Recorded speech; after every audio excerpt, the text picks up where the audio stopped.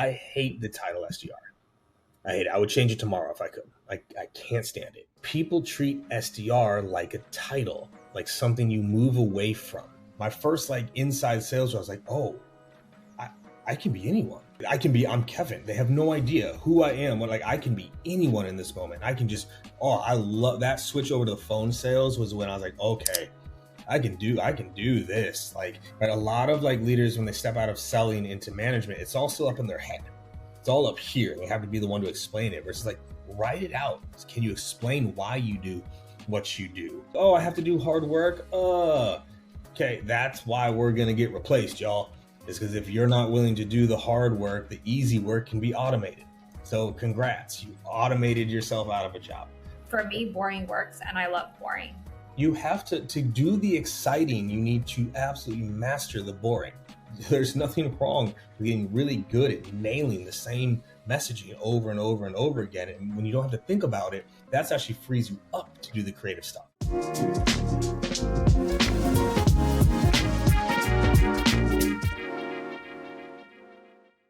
Hello, everybody, and welcome to another episode of Parakeets in the Nest. I'm Cynthia Handal, GTM advisor for Parakeet, and we are really hyped and excited. I'm a huge fan, not me fangirling, but yes, forever, with Kevin Dorsey, CRO at Finally and LinkedIn OG. He is one of the first LinkedIn creators out there that built his personal brand. His content is original, and he is also a practitioner, being a CRO at multiple companies and at his latest company, Finally. Welcome to the show, Kevin. Really excited to have you on today.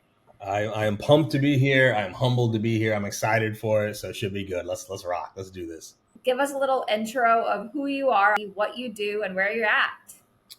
Oh man, who am I? I am Kevin Dorsey. Everyone calls me KD at this point, unless I get into trouble, then people call me Kevin. I am a husband, I'm a father, I'm a brother, and I'm blessed to be a sales leader as well. And, so I've been building startup sales teams for the last 13, 14 years now. I got a couple unicorns under the belt. And, working on my third right now at Finally. We sell to small business, the whole Finally run your business in one place. A lot of small businesses, 15 different tools to run it. We bring it all into one. So fun, exciting growth mode there. And, then I also started the Sales Leadership Accelerator, where I train other companies and leaders on how to do this thing called sales leadership, because we never get taught. We're just out here winging it. So that's where I'm at. That's what I'm about. And I try my very best to share everything I learned and everything I've gotten wrong over the years with as many people as I can. Love it. Kevin, how did you get into sales? You have such an interesting story. I got into sales because I dropped out of college 15 credits short of graduating, because I was in a major that I knew I wasn't going to use. I was working, 2 jobs to pay for it. So I didn't have financial aid and everything. And I was like, all right, what am I going to do basically? And something that's always been a little bit of a strength of mine is picking up on patterns, pattern recognition. Okay, this happens and this happens and this happens. And one of the patterns that I kind of paid attention to is there was always sales jobs. No matter what, there was always, even if they were commission only, there were always sales jobs. So I was like, all right, if I can even get halfway decent to this thing, at least I'll have a job, right? It was it was not for the glory. It was not for how much money you could make. I was like, at least I'll have a job. I'm a hard worker. I'll figure it out. And so I made the choice to get in, and my first 3-4 years of sales were not great. And then I got my first mentor and got me into reading and development. And then that's really when everything shifted. So no, it's been a wild ride. Even tech. Technically, I've only worked for 4 tech companies. A lot of my selling was before tech. I was outside of tech. I was in gyms. I was in equipment. I was in gym sales, fitness sales, all that type of stuff for a longer time at the beginning. So yeah, it's been a hell of a ride. But I enjoy this thing called sales. I really do. And I love that you said that you sold to gyms, because obviously you know what the old playbook is like. You were just picking up the phone, dialing one by one in a crazy world full of AI, parallel dialer signals. You were just doing old school sales.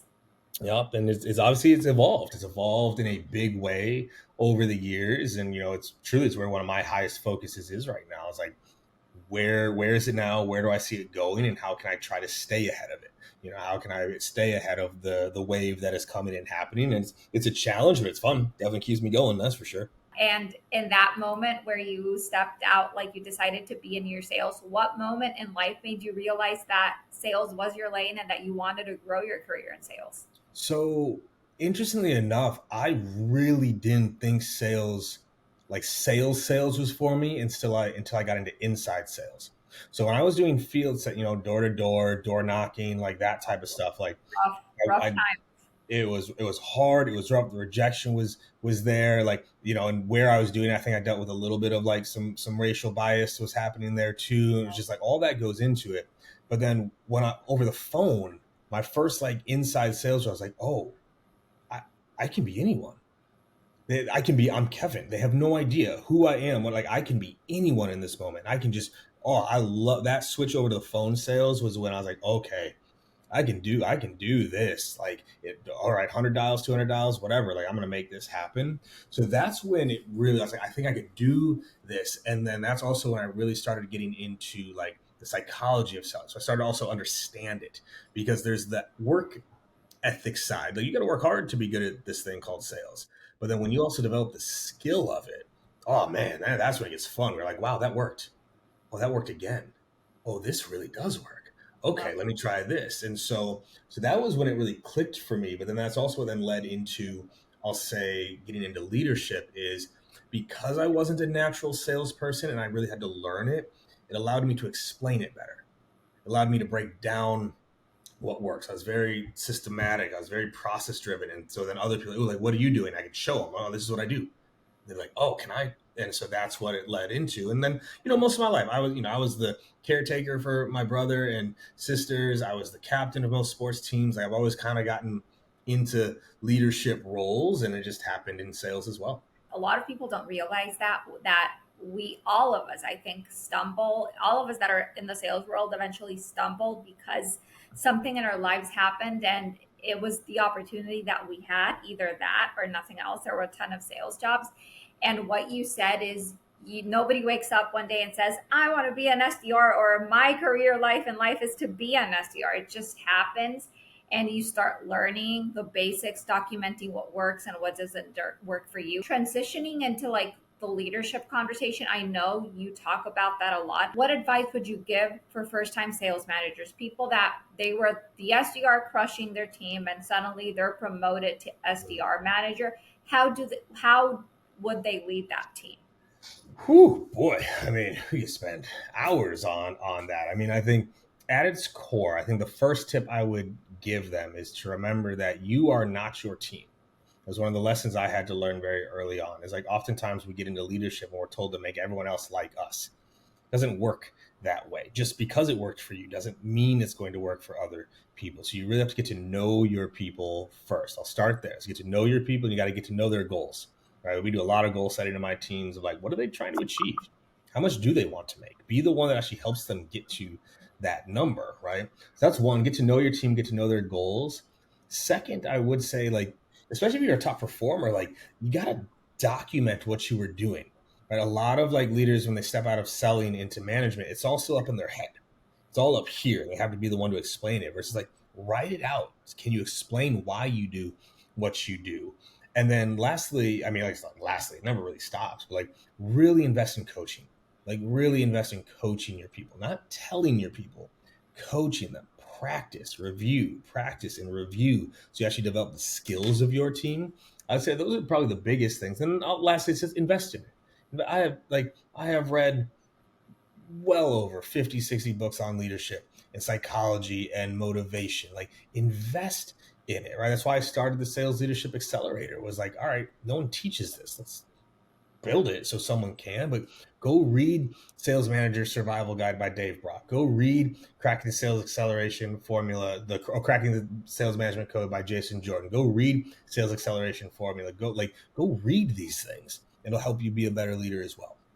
I, and that's something I really appreciate, because a lot of companies are not teaching their reps how to make that transition. They're like, now you're the best performing SDR, you're being promoted to SDR leader, figure it out and build it out. And they're just there alone, having to build a playbook. They don't know that what works for you not necessarily works for every single rep. and they're left out there in the dark. And I think there's so many free resources out there, and I really appreciate you giving us some books, which we will also drop, and I will include them when we post about this on LinkedIn for new started sales managers. What do you think makes a great SDR versus an average SDR? Ooh, I don't know if people will Hard like this. question. The question I think is fine. I don't know if people are going to like my answer. So one of my favorite acronyms that I work on with my teams is called Wiggle, and the Wiggle is WGLL, pronounced I'm writing Wiggle, this down. Wiggle. Wiggle, WGLL, pronounced Wiggle, and it stands for what good looks like. What good looks like, and we obsess over what good looks like. And I had someone a couple years ago ask, well, why isn't it what great looks like? Why isn't it what great looks like? Why is it what good looks like? I said, there's actually a very specific reason for this, which is I believe anybody can be good at borderline everything. Like anything almost everyone can get good at any skill. There's very, very, very few skills out there that I don't think with enough focus and dedication you can get good at. Greatness, this is where a little bit of nature and nurture and a whole lot of desire comes in, right? The greats, first of all, actually want to be great. It is a burning fire in them. Most people actually don't have a burning fire to be great. They don't.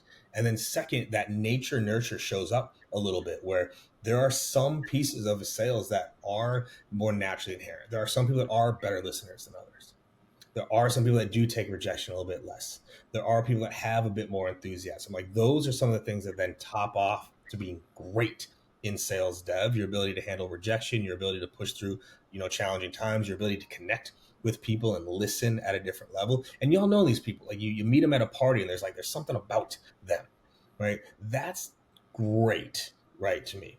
Everything else though is the same to be great at anything. Practice, repetition, coaching, feedback, learning, failure a little bit, like all those things go into it. But the difference between good and great, truthfully, for most, it's the desire, first of all, and then it's the consistency.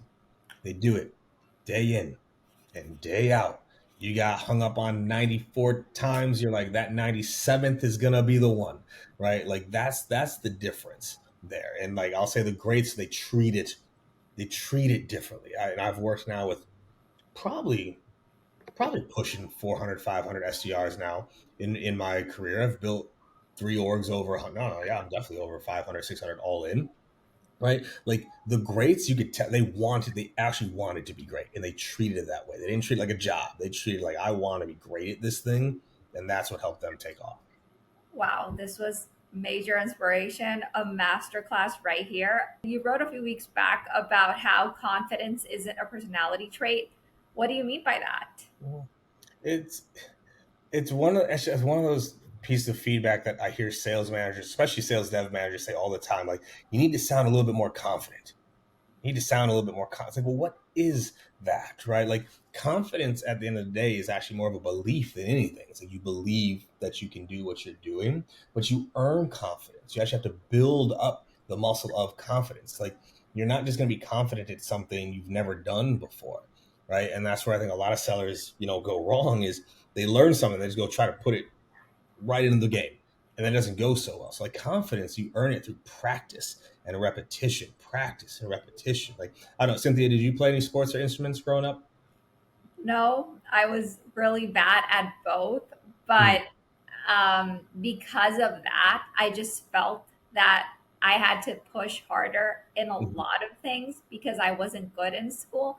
And mhm, that is part of my motivation when I'm in a player coach position. Like, I mhm. push myself a lot and just do more than everybody because I wasn't so successful in sports and art Yeah, back in school.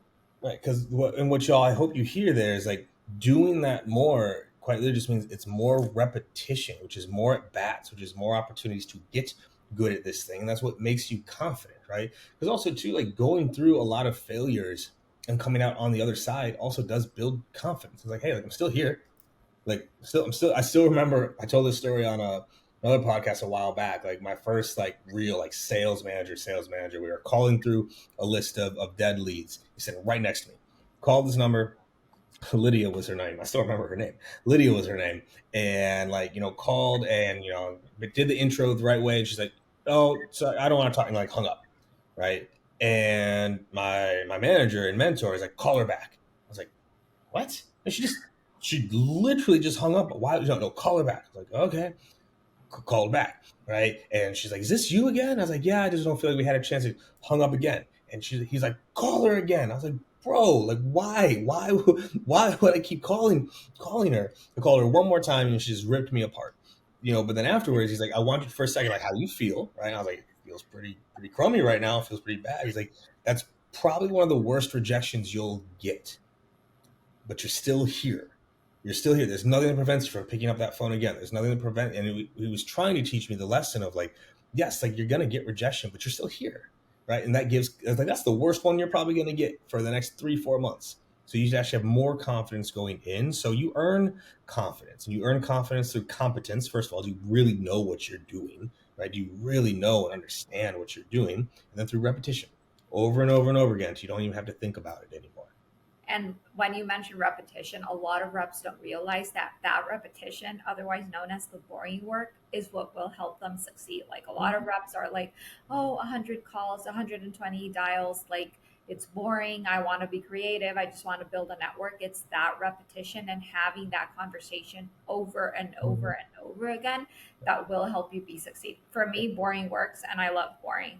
You have to do the exciting. You need to absolutely master the boring. That's the key to it. Is like you have to master the boring because that's what opens up the door to do the exciting stuff. But if you always want it to be exciting, that means you're always going to be changing something, which means your results are not going to be good, which means you're not going to achieve what you're trying to achieve, right? Like there's nothing wrong with getting really good at nailing the same messaging over and over and over again. And when you don't have to think about it, that's actually frees you up to do the creative stuff. But if you have to think about what you're going to say on every single call, you actually don't get to do the creative stuff because you're always thinking. Yeah, and like sometimes a lot of people get burned out by doing the repetition work. How do you teach reps to be consistent without creating burnout? What Mhm. advice do you give them? Well, so burnout is very, very misunderstood by a lot of people. You only burn out when you stop making progress. You don't burn out when you're making progress. We are as creatures, as humans, we are incredibly resilient when we are making progress. We'll hike 50, 80 miles in a day. We'll work 12, 13 hours when we feel like we're moving towards something. That's when it stops that burnout occurs. So the first tip to avoid burnout is measure your progress. And to measure progress, you also have to know where you're trying to go. Do you even have a goal that you're trying to set? Do you have anything you're striving towards, right? Because when you start focusing on where you're going and not just what you're doing, that keeps you moving, right? So that's one. Two is like when you do focus on progress, it introduces novelty, right? And burnout also happens when you're doing nothing new. But if you're always learning, there's always something new. It's boring because you're making it boring versus like there is, man, I love mastery. I love getting so good at something. There's that progress. Wow. Last week I talked to 3 people a day. This week I talked to 3.5. That's progress.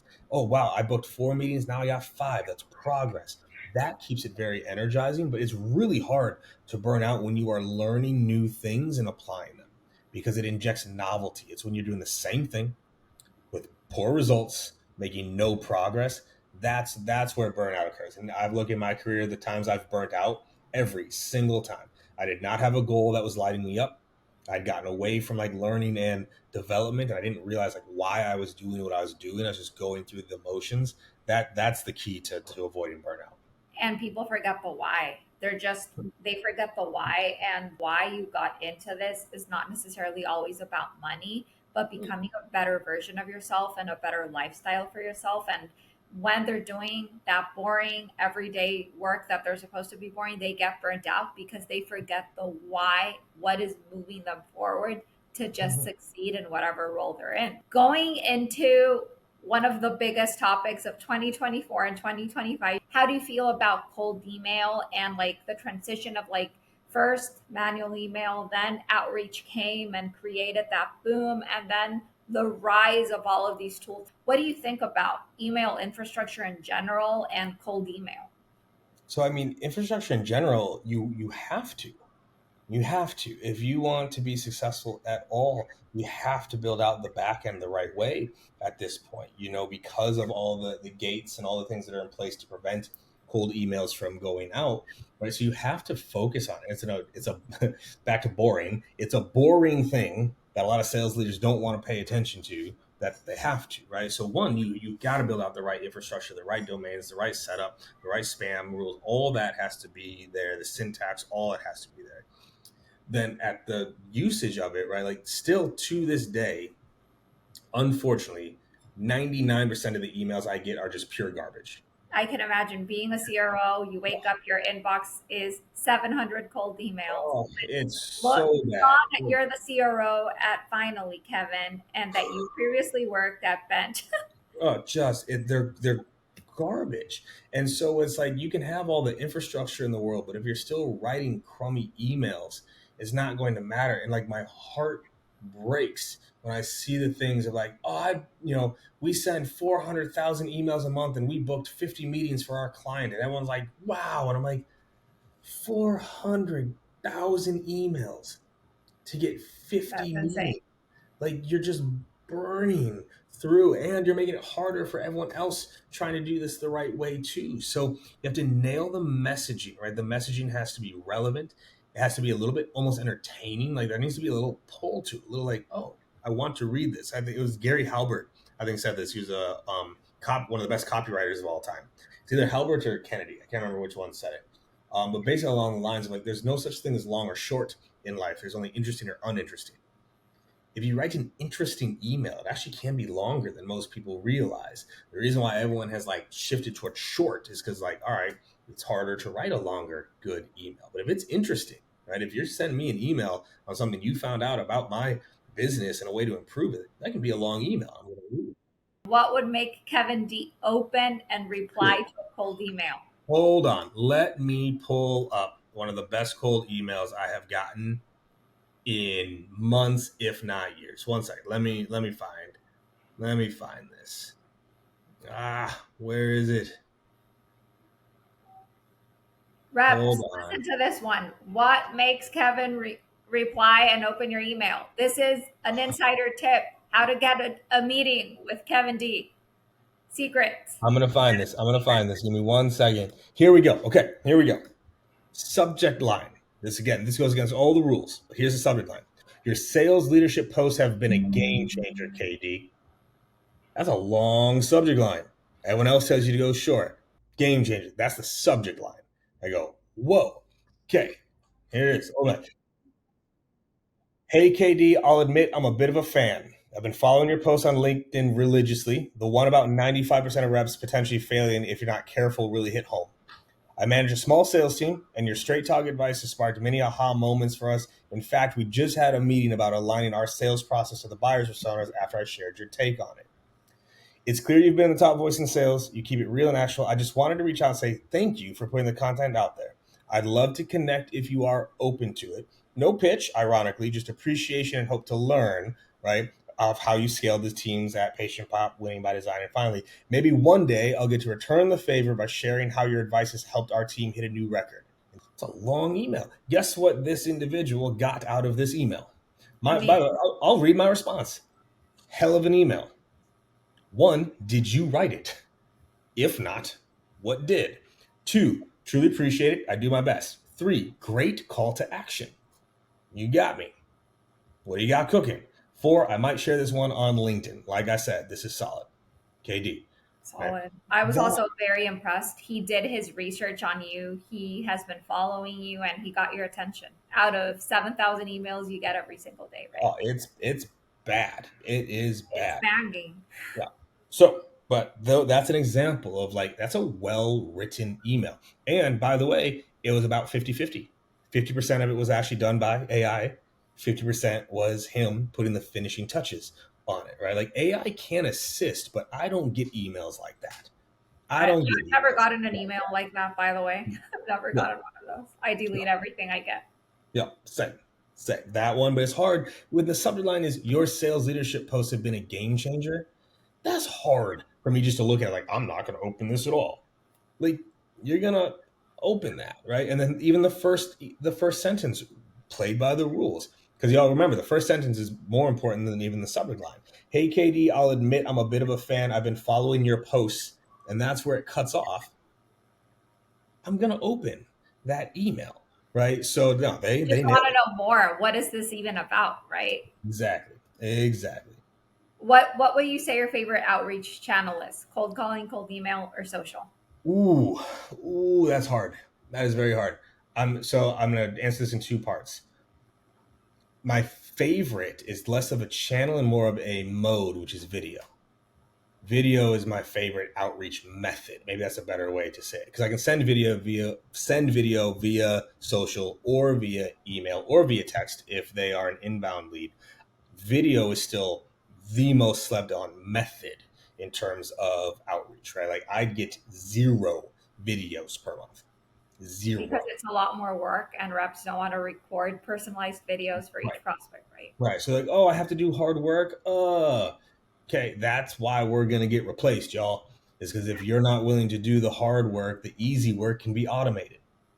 So congrats, you automated yourself out of a job, right? But the video is a big one that still most people just don't. They just don't leverage it for those reasons and other reasons. They don't. So that's my favorite method. Then cold calling, though, it's why we're seeing a bit of a return in some ways to it. Is like you can't fake it, and you got to be good at it. You got to be good at it, and that takes time. That's an effort, right? My SDR team is 95% cold call. We do the email and social for them behind the scenes. They are on the phones. They are great at cold calling, and they work at it. We practice it day in and day out, right, to get very, very good at it. So, I don't want to sit here and say I love to cold call. I don't love to cold call. That's why I got good at it. But it's our bread and butter, right? I run the team of 4 SDRs and the same. Like we do email, but our biggest channel is cold calling and getting Yeah. replies back via text because we work with inbound leads a lot and we train every day. We do mini pod trainings, SDR pod trainings, we do role play, we do sales jeopardy, and we're just training on like the disco, how to have a better disco to like approach your prospect, open up, widen the gap, just get into that conversation mode. What are some tips you would give out specifically when cold calling? How can someone put their ego aside when making cold calls? What do you mean put their ego aside? Have you ever dealt with reps that feel that cold calling is beneath them? Like Hmm. they're there and they're like, I don't want to call these prospects. Like they're there on the calls. How do you deal with that? Oh boy. So how do I deal with it, or Cynthia with how? the fire questions. He's like, Cynthia. Like, okay, how? Like, I'll be very clear. How do I deal with it? You aren't on my team. I'll just start No, there. just in general, both Yeah, I ways. was gonna say you're not on my team. Like, if you had like plain and simple, this ain't the place for you. So that's the high level of how I deal with it. The second is like, again, it's like you got to be willing to ask what you're trying to achieve, and if you feel like I still cold call. Same. So like, if you think you're above it, I don't know how to help you, right? Now, I will say this. Oftentimes, that ego is actually disguised for lack of competence and confidence.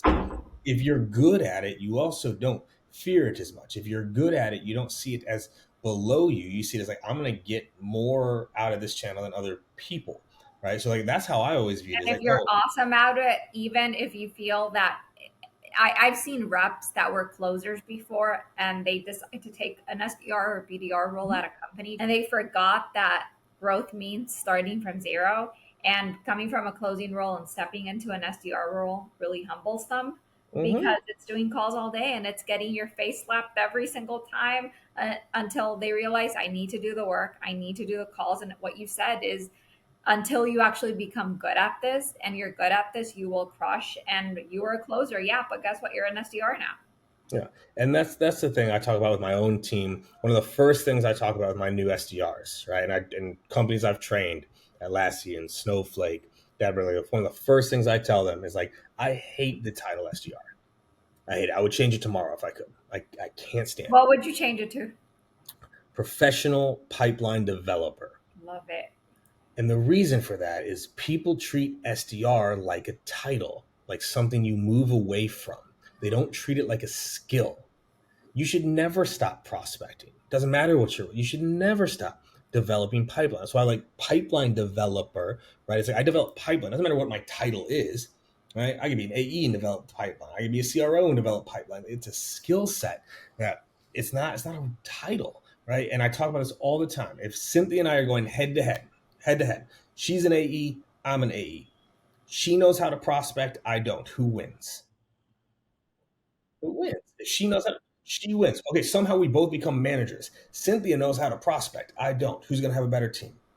Cynthia becomes a VP, I'm a VP. Cynthia knows how, like, it's going to help your entire career if you're good at it.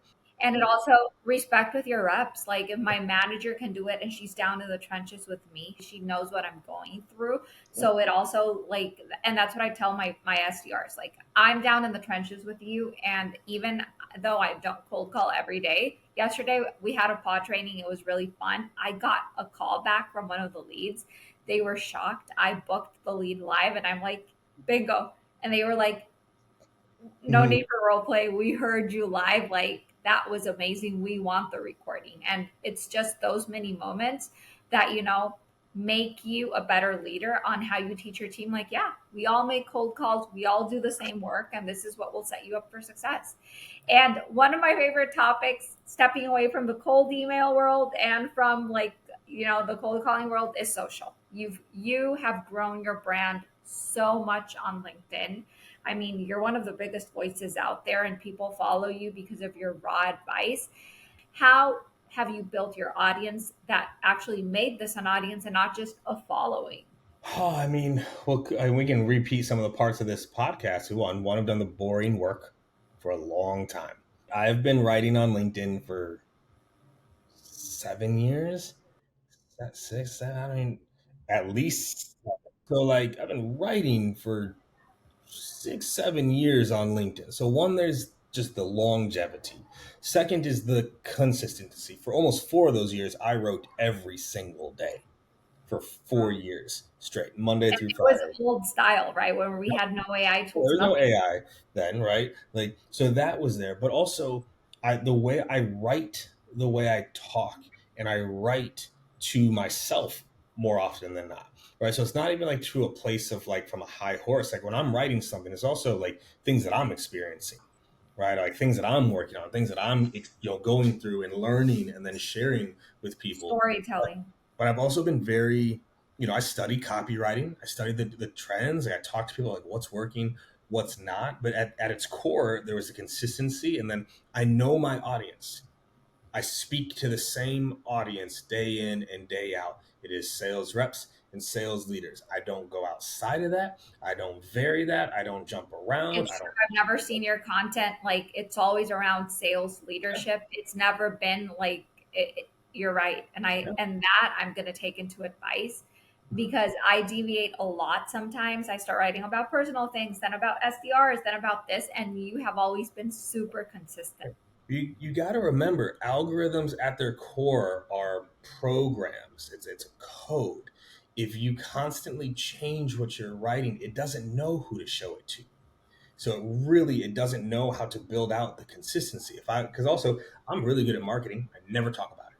I'm really good at RevOps, never talk about it. I'm really good at hiring, never talk about it, right? Because it starts to shift. Like who's the audience for that? You have to And train your audience is sales leadership and like building sales teams. that is it, right? And then it's like it's storytelling, it's having being relatable, but I also say like it's tactical. Like I don't do a lot of like fluffy stuff of like you got this. Let's like no, let's talk about these things. Like let's actually like kind of expose some things there. So that's been it, and it's been a long ride to get to. I don't even know I don't even do social media anywhere else. Like I'm not on Instagram. Like I think I have one. I don't even know. Like I not on Instagram, not on Twitter, not on Snapchat, not on TikTok, not on Threads, not on whatever the hell else is out there. Like if it weren't for LinkedIn, I wouldn't even be on social media. I wouldn't even be on it. Right. But somehow I tripped into thought leadership and here we are. What are some tools that you use for like building your personal brand and building pipeline in general? So right now, like I don't use a ton of tools to be honest. Like I write. pretty much all of my posts, and any post that I use AI for, it's a rewrite of a previous post. Still to this day, I don't use a scheduler. I put it in there.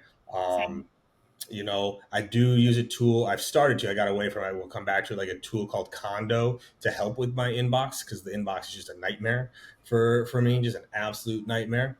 Um, there's a new tool that I'm testing out for video on LinkedIn that I'm very excited about, because I can do it native in there. So that's something I'm definitely looking forward to. But outside of that, it's a lot of just manual time and things in there, because also LinkedIn doesn't play nice with a lot of tools. You have to be very careful, right? Like, I've worked 7 years to build up this brand and this audience. I can't risk plugging in a whole bunch of automation and having that shut down. So maybe it's just the boomer in me or whatever else, but I don't use too many tools on it right now. And eventually we'll see if I can find ones that I really like. Thank you. So we're about to wrap up. I'm going to ask you 4 lightning round questions and then I'm going to let you go. So, what is the best sales book you've ever read? Whoa, that's so hard. Best sales book I've ever read: Gap Selling by Jim Keenan. Good one. Good one. What is the favorite email you've ever sent to a lead or your favorite prospect? Oh, my favorite that I've sent. I love industry specific memes. I love industry specific memes. So, like, what are memes that industry think are funny? So I go on Google and like look up, like CISO memes. Worst thing about being a CISO. Funny CISO coffee mugs. Funny CISO quotes. Like, so I like to find, like, if I'm going after, and this is, oh, security, they're not fun. No, like, everyone laughs at things. So I love to find like very industry specific memes and jokes and send things like that. That's great. What's one hill you'll die on in sales? What's one hill? Oh, that I'll die on? Oh, that most sales reps are not money motivated. I'll die on that hill. People say they are. They're not. I wish they were. Great answer. One thing every SDR should stop or start doing today. Start practicing. Stop going into your day without a plan. So start practicing your pitch day in and day out, but stop going into your day without a plan. Who are you calling? When are you calling them? Focus on those things. Thank you so much. This was so much fun. We appreciate you taking your time. We know you're super busy. This was, an amazing time. We learned so much. Peeps, this is a wrap of Parakeets in the Nest. Kevin Dorsey, where can we find you, Kevin? We're dropping his LinkedIn in all of our socials, LinkedIn, YouTube, Facebook, everything. We're all over social. So we will drop. Where can we find you, Kevin? LinkedIn is your favorite. LinkedIn is my only, so you can find me there. Love it. So thank you so much, Kev. It was a pleasure having you, and it's a wrap.